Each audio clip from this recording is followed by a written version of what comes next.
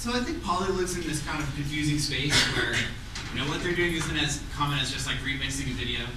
And my last example is a question that I don't have an answer for, but what do we do in this case? So this is a video, MC Light video. It's not on TV very often, but it's a video that I like and a lot of other people like based on how many views it had on YouTube. And this video was taken down. And I think it would be a pretty difficult to defend position, like, oh, this is a commercial product. This clearly is copyright infringement if you don't own it and you put it on YouTube. Except if you consider that somebody like me was looking for this video, and when I used it, it was in the context of a critical blog post where I was writing about the changing roles of women in hip-hop. Now, if I had given you that essay, and it was published in a journal, you would certainly say I had fairly used the video.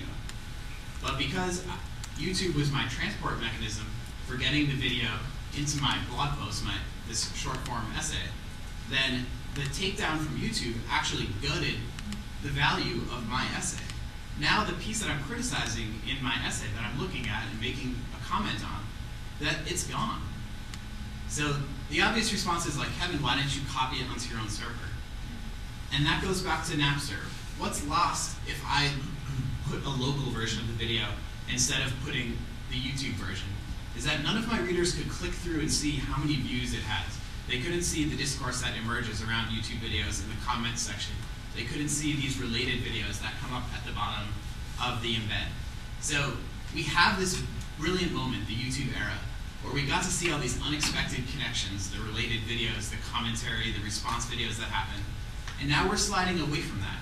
We're going to a place of Hulu and MTV.com where the videos go back into niche sites, and there isn't that concentrated, unusual, diverse group of people who are all looking for different reasons at the same place. There is no final conclusion here, except that this is not a new phenomenon, and if we keep looking at examples like the Napster era, we may find that there is guidance for what we could do next. And finally, to look back, in 1920, radio was a two-way medium, and everybody that bought a kit had a microphone with it. But within 10 years, it was a one-way medium. When you bought a radio, you just had the speaker. The reason that happened is that people were asking for higher quality programming. And when the FCC was formed, it was to make sure that people had high quality programming. The discourse sounds eerily similar to the high quality program that we get at Hulu versus the crazy diversity that we have at YouTube. Thank you.